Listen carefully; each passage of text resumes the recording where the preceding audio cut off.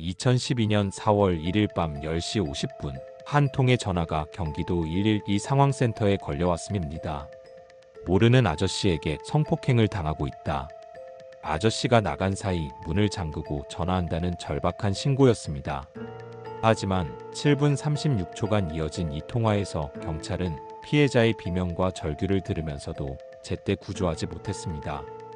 그 결과 28세 여성은 심각하게 훼손된 상태로 발견되었고, 대한민국 경찰은 국민의 신뢰를 완전히 잃었습니다. 본 영상은 실제 기록을 바탕으로 하되 일부 각색이 포함됩니다. 2012년 4월 경기도 수원시에서 발생한 토막살인 사건을 기록합니다. 당시 한국에 불법 체류 중이던 조선족 출신 오원춘이 귀가하던 28세 여성을 납치하여 살해한 후 시신을 심각하게 훼손한 충격적인 사건입니다. 더욱 충격적인 것은 피해자가 범행 현장에서 긴급 신고를 했음에도 불구하고 경찰의 안일한 대응으로 구조받지 못했다는 사실입니다. 이 사건으로 인해 당시 경찰청장 조현호가 사임하고 경찰 신고 시스템이 전면 개편되는 등 한국 사회에 큰 파장을 일으켰습니다. 가해자 오원춘은 당시 42세의 중국 조선족으로 2007년 취업 비자로 한국에 입국했다가 불법 체류 상태에 있던 인물입니다. 피해자는 휴대폰 부품 공장에서 일하던 박서연 씨로 28세의 성실한 직장인이었습니다. 두 사람은 전혀 면식이 없는 사이였고, 오원춘이 길에서 마주친 피해자를 무작위로 범행 대상으로 삼은 것이었습니다. 2012년은 한국 사회가 여러 면에서 과도기를 겪고 있던 시기였습니다. 2008년 글로벌 금융위기의 여파가 여전히 남아있었고, 사회 전반적으로 불안감이 만연해 있었습니다. 특히 외국인 범죄에 대한 우려가 높아지고 있던 상황이었습니다. 중국에서 개혁개방 정책이 본격화되면서 한국으로 유입되는 조선족들이 급증했고, 이들 중 일부가 불법 체류하면서 사회 문제가 되고 있었습니다. 수원시는 경기도의 중심 도시로 인구 120만 명의 대도시였습니다. 삼성전자를 비롯한 대기업들의 공장과 연구소가 위치해 있어 많은 외국인 노동자들이 거주하고 있었습니다. 특히 팔달구 치동 일대는 상대적으로 임대료가 저렴해 외국인 노동자들이 많이 거주하는 지역이었습니다. 이 지역은 오래된 다세대 주택들이 밀집해 있어 골목길이 복잡하고 밤에는 인적이 드물어 범죄에 취약한 환경이었습니다. 당시 112 신고 시스템은 지금과 비교해 상당히 낙후된 상태였습니다. GPS를 통한 위치 추적 시스템이 완전하지 않았고, 신고자의 상황을 정확히 파악하는 매뉴얼도 부족했습니다. 특히 성폭력이나 납치와 같은 긴급 상황에 대한 대응 체계가 미흡했습니다. 경찰관들의 판단에 의존하는 부분이 많았고, 체계적인 교육이나 훈련이 부족한 상황이었습니다. 또한 2012년은 스마트폰이 본격적으로 보급되기 시작한 시기였지만, 아직 CCTV 설치나 실시간 영상 전송 시스템은 완전하지 않았습니다. 특히 주택가나 골목길에는 CCTV가 거의 설치되지 않아 범죄 예방이나 수사에 어려움이 많았습니다. 이 시기에 수원경찰서는 강력 범죄에 대한 대응 경험이 상대적으로 부족했습니다. 수원이 비교적 안전한 도시로 인식되고 있어서 납치나 살인과 같은 중대범죄에 대한 대비가 미흡했습니다. 특히 야간 순찰이나 긴급 출동 체계가 체계적으로 운영되지 못하고 있었습니다. 사회 전반적으로는 여성 안전에 대한 인식이 지금보다 낮았습니다. 성범죄나 스토킹에 대한 사회적 경각심이 부족했고, 특히 야간 여성의 안전 확보를 위한 시설이나 제도가 미비했습니다. 늦은 시간 혼자 다니는 여성들을 보호할 수 있는 사회적 시스템이 충분하지 않았던 것입니다. 가해자 오원춘은 1970년 중국 길림성에서 태어났습니다. 조선족 3세로 어릴 때부터 한국어와 중국어를 모두 구사할 수 있었습니다. 가족은 농업에 종사했지만 경제적으로 어려운 상황이었습니다. 중국의 개혁개방 정책으로 경제 발전이 이루어지고 있었지만 농촌 지역의 조선족들은 여전히 가난한 생활을 해야 했습니다. 오원춘은 중학교까지만 마치고 일찍 사회에 나왔습니다. 다양한 육체 노동에 종사했지만 별다른 기술이나 전문성이 없어 안정적인 일자리를 구하기 어려웠습니다. 성격도 내성적이고 폭력적인 면이 있어서 대인관계에서 자주 갈등을 빚었습니다. 20대에 결혼을 했지만 경제적 어려움과 성격 차이로 인해 오래가지 못했습니다. 이혼 후 혼자 생활하면서 더욱 고립되었고 술을 많이 마시게 되었습니다.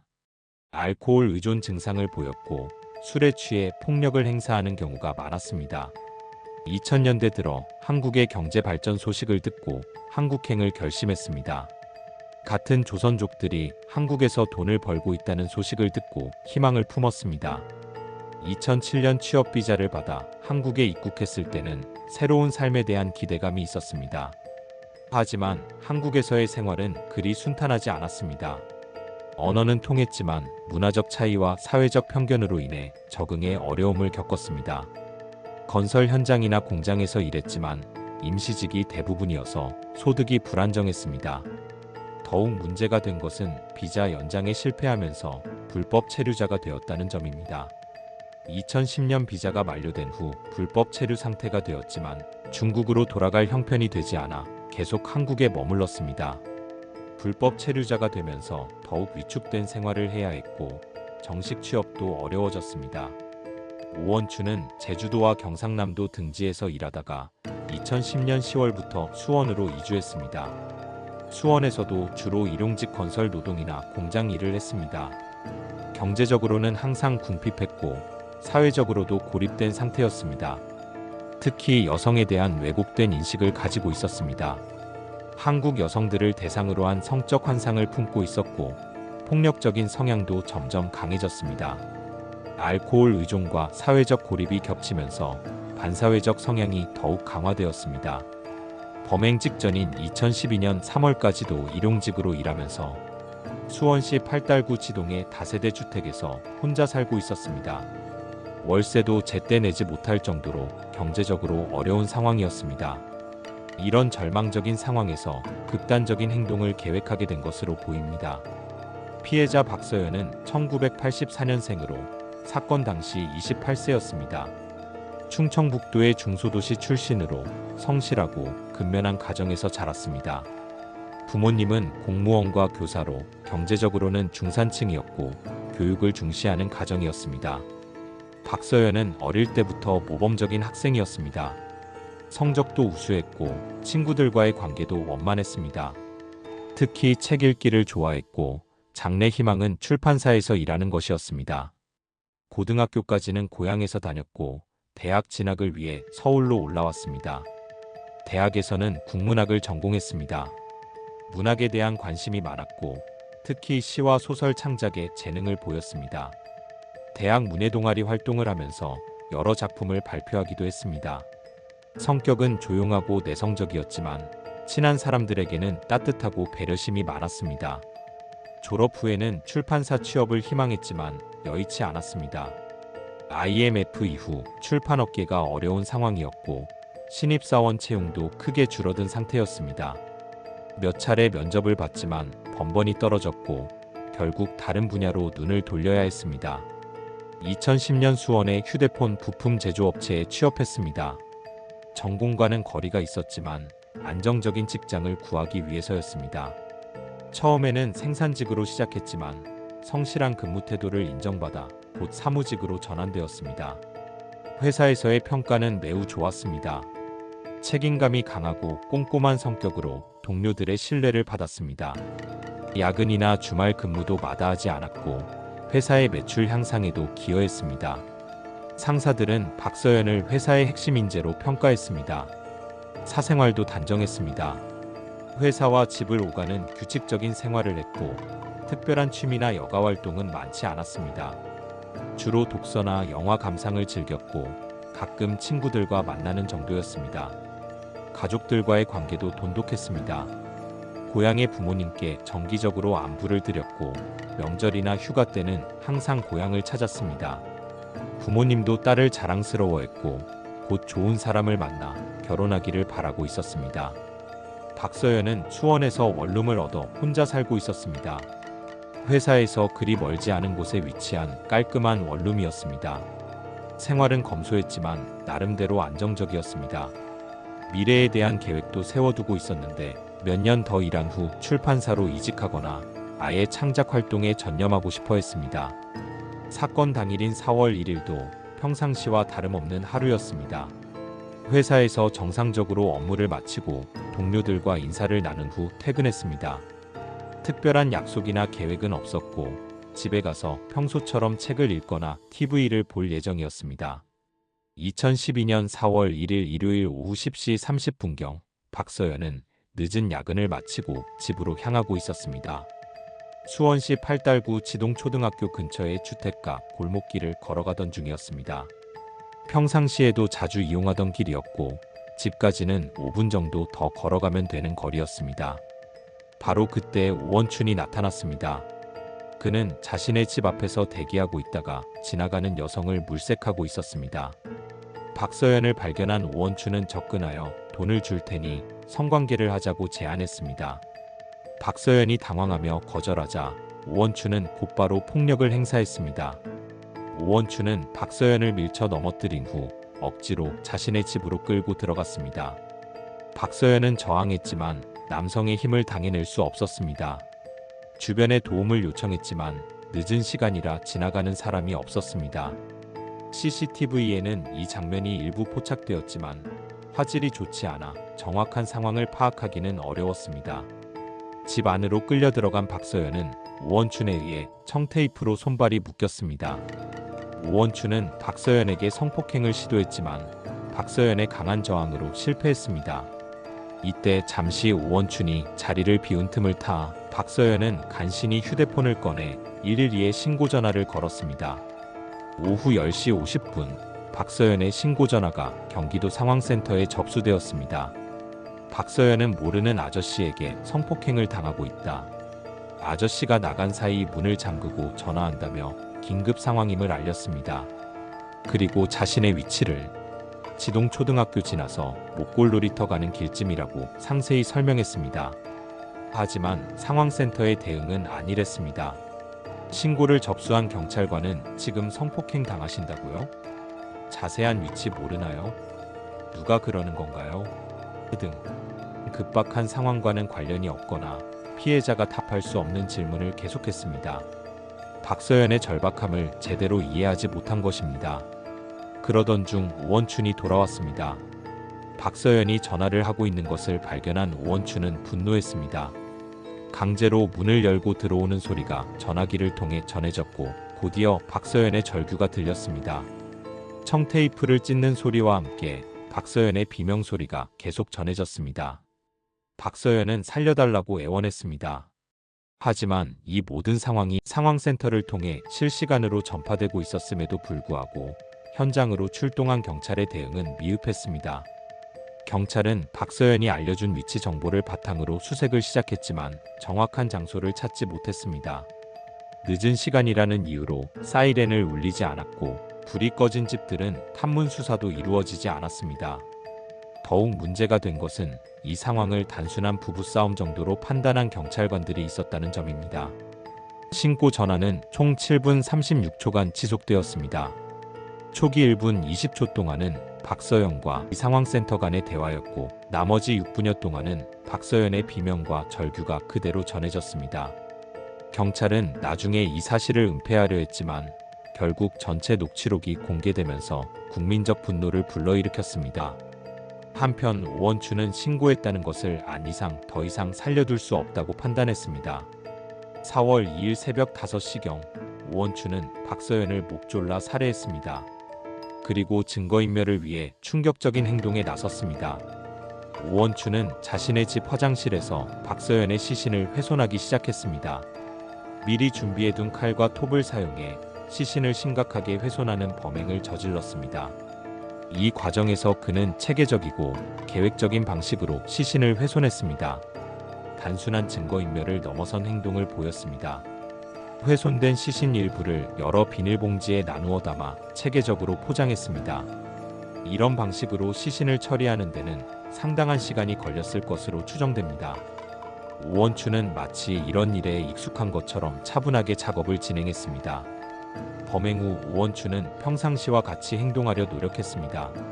4월 2일 아침에는 여행용 가방과 비닐봉지에 시신을 담아 유기하려고 준비하고 있었습니다.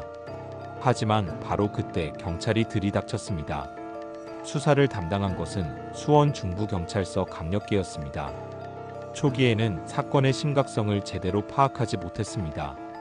신고는 접수되었지만 정확한 위치 파악에 실패했고 현장 출동도 지연되었습니다. 특히 야간이라는 이유로 소극적인 수사를 벌인 것이 나중에 큰 논란이 되었습니다. 4월 1일 밤 신고가 접수된 후 현장에 출동한 경찰은 11명이었습니다. 순찰차 2대와 형사기동대 5명이 현장에 투입되었지만 박서연이 알려준 위치를 정확히 찾지 못했습니다. 지동초등학교 근처와 목골놀이터 주변을 수색했지만 오원춘의 집은 찾지 못했습니다. 더욱 문제가 된 것은 수원 중부경찰서의 지휘부가 현장에 나오지 않았다는 점입니다. 형사과장을 비롯한 간부들은 다음날 아침이 되어서야 현장에 합류했습니다. 초기 대응의 중요성을 간과한 것입니다. 4월 2일 새벽까지도 수사에 별다른 진전이 없자 오전에 추가 인력이 투입되었습니다. 형사기동대 2개 팀과 순찰차 2대가 추가로 배치되었지만 이미 늦은 상황이었습니다. 결정적인 단서는 4월 2일 오전 11시 30분경에 나왔습니다. 인근 주민이 부부가 싸우는 소리를 들었다는 제보를 했고 이를 바탕으로 수사 범위를 좁혀나갔습니다. 그제서야 경찰은 사건 현장에서 바로 옆에 위치한 다세대 주택을 수색하게 되었습니다. 오후 12시경 경찰은 오원춘의 집에 도착했습니다. 그는 훼손한 시신을 가방에 담아 유기하려던 참이었습니다. 경찰이 문을 두드리자 오원춘은 순순히 문을 열어주었습니다. 체포 당시 그는 별다른 저항을 하지 않았습니다. 집 안에서는 충격적인 장면이 발견되었습니다. 화장실에는 피가 낭자했고 여행용 가방과 비닐봉지에는 훼손한 시신이 들어있었습니다. 또한 박서연의 소지품들도 발견되어 범인임이 확실해졌습니다. 오원춘은 체포 직후부터 범행을 자백했습니다. 길에서 마주친 여성에게 성관계를 제안했다가 거절당하자 화가 나서 끌고 들어갔다고 진술했습니다. 성폭행을 시도했지만 피해자가 저항해서 실패했고 신고하는 것을 보고 살해했다고 했습니다. 시신을 토막낸 이유에 대해서는 증거인멸을 위해서라고 했습니다. 하지만 수사 과정에서 단순한 증거인멸을 넘어선 의심스러운 정황들이 발견되었습니다. 시신을 매우 체계적이고 정교하게 훼손했고 특정 부위들을 따로 보관하는 등 이상한 행동을 보였기 때문입니다. 검찰 수사에서는 오원춘이 인육이나 장기밀매 목적으로 범행을 저질렀을 가능성이 제기되었습니다.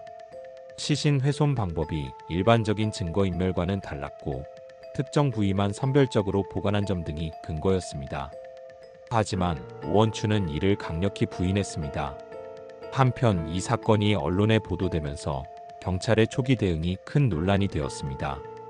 처음에 경찰은 신고 전화가 15초에 불과했다고 발표했습니다. 그리고 피해자가 구체적인 위치를 알려주지 않아서 찾기 어려웠다고 해명했습니다. 또한 13시간 만에 범인을 검거한 것을 성과로 강조했습니다. 하지만 4월 5일 경기지방경찰청이 녹취록을 공개하면서 상황이 반전되었습니다. 실제 통화 시간은 7분 36초였고 피해자는 매우 구체적으로 자신의 위치를 알려주었던 것입니다. 경찰이 의도적으로 사실을 왜곡했다는 의혹이 제기되었습니다. 언론의 추가 취재를 통해 더 많은 사실들이 밝혀졌습니다. 경찰이 현장 출동 인원수를 축소 발표했다는 것, 지휘부가 현장에 나오지 않았다는 것, 그리고 가장 충격적으로는 피해자의 절규와 비명을 들으면서도 제때 구조하지 못했다는 것이었습니다. 4월 7일에는 완전한 녹취록이 공개되었습니다. 1분 20초 이후에도 전화는 계속 연결되어 있었고 오원춘이 돌아와서 박서연을 폭행하는 소리가 그대로 녹음되어 있었습니다. 박서연의 절규가 6분 넘게 계속되었지만 경찰은 이를 구체적으로 파악하지 못했습니다. 이 녹취록이 공개되자 국민들의 분노가 폭발했습니다. 경찰이 피해자의 목숨을 구할 수 있는 기회가 있었음에도 불구하고 안일한 대응으로 소중한 생명을 잃게 했다는 비판이 쏟아졌습니다. 특히 경찰이 사실을 은폐하려 했다는 점에서 더욱 큰 분노를 샀습니다. 사건의 파장이 커지자 당시 경찰청장 조현호가 4월 11일 사임을 발표했습니다. 사건 발생 9일 만에 전격적인 사임이었습니다. 조 청장은 경찰에 대한 국민의 신뢰가 실추된 책임을 지겠다며 사퇴 이유를 밝혔습니다. 경찰 내부에서도 대대적인 징계가 이루어졌습니다. 신고를 접수한 경찰관을 비롯해 현장 출동 경찰관, 수원중부서, 간부 등 총 11명이 징계를 받았습니다. 특히 초기 대응을 잘못한 경찰관들에게는 중징계가 내려졌습니다. 수사 과정에서 오원춘의 과거 행적도 조사되었습니다. 그가 한국에 체류하면서 거쳐간 지역들의 미제 사건들을 검토한 결과 135명의 여성 실종자나 피해자와 연관성이 의심되었습니다. 하지만 대부분은 오원춘과 직접적인 관련이 없는 것으로 밝혀졌습니다. 심리학적 검사도 실시되었습니다. 사이코패스 여부를 진단하는 검사에서 기준점보다는 낮지만 일반인보다는 상당히 높은 수치였습니다. 전문가들은 오원춘이 반사회적 성격장애를 가지고 있으며 충동조절 능력이 현저히 떨어진다고 평가했습니다. 또한 오원춘이 범행을 저지른 방법을 볼 때 이것이 우발적인 범행이 아닐 가능성이 높다는 분석도 나왔습니다. 시신을 훼손하는 과정이 너무나 체계적이고 정교했기 때문입니다. 전문가들은 숨겨진 다른 범죄가 있을 가능성도 배제할 수 없다고 했습니다. 2012년 4월 26일 수원지방검찰청은 오원춘을 성폭력 범죄의 처벌 등에 관한 특례법 위반, 강도살인, 시체 손괴 등의 혐의로 구속 기소했습니다. 검찰은 오원춘이 박서연을 납치하여 강간을 시도하다가 실패하자 살해했고 시신을 훼손하여 증거를 인멸하려 했다고 판단했습니다. 특히 검찰은 오원춘이 인육이나 장기밀매 목적으로 범행을 저질렀을 가능성이 높다고 보고 이를 기소 내용에 포함시켰습니다. 시신 훼손 방법이 단순한 증거인멸을 넘어서 있었고 특정 부위들을 선별적으로 보관한 점을 근거로 들었습니다. 2012년 6월 15일 1심 재판에서 수원지방법원은 오원춘에게 사형을 선고했습니다. 재판부는 검찰이 주장하는 인육을 제공하거나 장기를 밀매할 목적으로 범행을 저질렀을 가능성은 인정하지 않았지만 피고인의 범행은 계획적이고 잔인무도하며 살인을 넘어선 반인륜적 범죄, 피해자에게 극심한 고통을 안겨준 용서받을 수 없는 범죄라고 판시했습니다. 하지만 오원춘 측은 즉시 항소했습니다. 변호인 또한 인육이나 장기밀매 목적이라는 것은 추측에 불과하며 단순히 증거인멸을 위한 행동이었다고 주장했습니다. 또한 범행이 우발적이었다는 점을 강조하며 감형을 요구했습니다. 2012년 10월 18일 항소심에서 서울고등법원은 놀라운 판결을 내렸습니다. 무기징역으로 감형한 것입니다. 항소심 재판부는 범행 수법이 잔인해 죄질이 무겁지만 인육 및 장기밀매를 목적으로 범행을 저질렀다는 1심 판결의 명확한 근거를 찾을 수 없다고 판시했습니다. 재판부는 오원춘의 주장대로 우발적인 범행이었을 가능성을 인정했습니다. 길에서 우연히 마주친 여성에게 성관계를 제안했다가 거절당하자 화가 나서 저지른 충동적 범죄라고 본 것입니다. 시신 훼손도 단순히 증거인멸을 위한 것이라고 판단했습니다. 검찰은 양형부당을 이유로 대법원에 상고했지만 2013년 1월 16일 대법원은 상고를 기각했습니다. 대법원은 10년 이상의 징역형이 선고된 경우 검사가 양형부당을 이유로 상고할 수 없다는 판례를 근거로 들었습니다. 이로써 오원춘의 무기징역이 확정되었습니다. 한편 피해자 유족들은 경찰의 잘못된 초기 대응으로 인해 박서연이 목숨을 잃었다며 국가를 상대로 손해배상 청구 소송을 제기했습니다. 유족들은 경찰이 제때 출동했다면 박서연을 구할 수 있었을 것이라고 주장했습니다. 2014년 법원은 국가의 책임을 인정하고 1억 2천만 원의 배상금을 지급하라고 판결했습니다. 재판부는 신고를 접수한 경찰관이 피해 여성의 긴급 상황을 현장 출동 경찰관들에게 제대로 전달하지 않았고 현장 경찰관들도 집중적인 수색을 하지 않은 것은 직무상 의무를 위반한 것이라고 판시했습니다. 이 사건은 한국 사회의 여러 방면으로 큰 변화를 가져왔습니다. 가장 큰 변화는 신고 시스템의 전면 개편이었습니다. 기존의 음성 중심 신고 시스템에서 GPS를 활용한 위치 추적 시스템으로 바뀌었습니다. 신고자가 정확한 위치를 몰라도 휴대폰 GPS를 통해 자동으로 위치가 파악되도록 개선되었습니다. 또한 상황센터 직원들의 교육도 대폭 강화되었습니다. 성폭력이나 납치와 같은 긴급 상황에 대한 매뉴얼이 새로 만들어졌고 정기적인 훈련도 실시되게 되었습니다. 특히 신고자의 심리 상태를 파악하고 적절히 대응하는 방법에 대한 교육이 중점적으로 이루어졌습니다. 현장 출동 체계도 개선되었습니다. 중대한 신고가 접수되면 즉시 관할 서장이나 과장급 간부가 현장 지휘에 나서도록 하는 시스템이 도입되었습니다. 또한 야간이라는 이유로 소극적으로 대응하는 것을 방지하기 위한 지침도 마련되었습니다. CCTV 설치도 대폭 확대되었습니다. 특히 주택가나 골목길 등 기존의 사각지대였던 곳들에 CCTV가 집중적으로 설치되었습니다.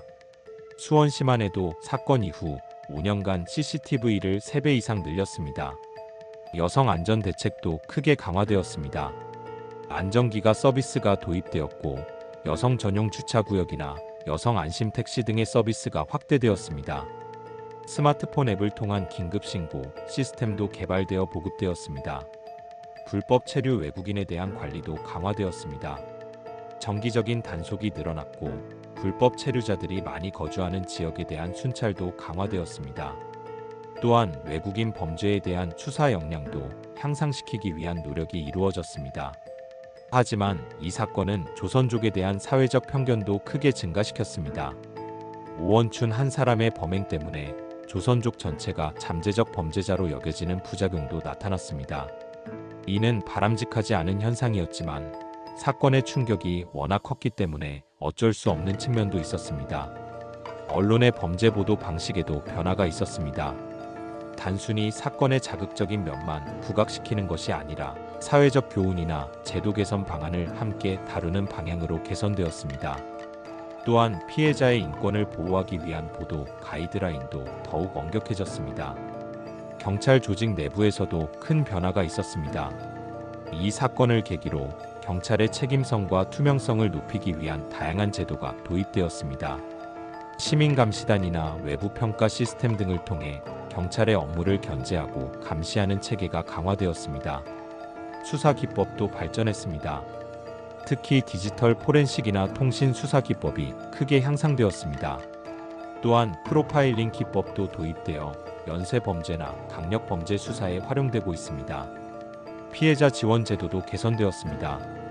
범죄 피해자와 그 가족들에 대한 경제적, 심리적 지원이 확대되었습니다.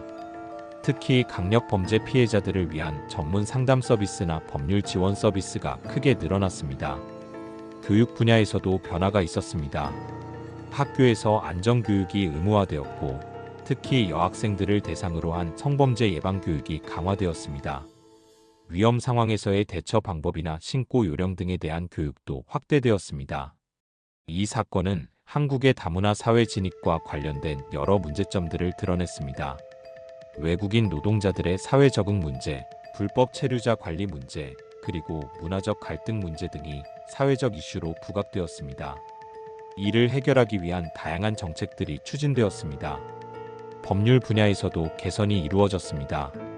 성폭력 범죄에 대한 처벌이 강화되었고, 특히 외국인이 저지른 강력 범죄에 대해서는 더욱 엄중하게 처벌하는 방향으로 법률이 개정되었습니다.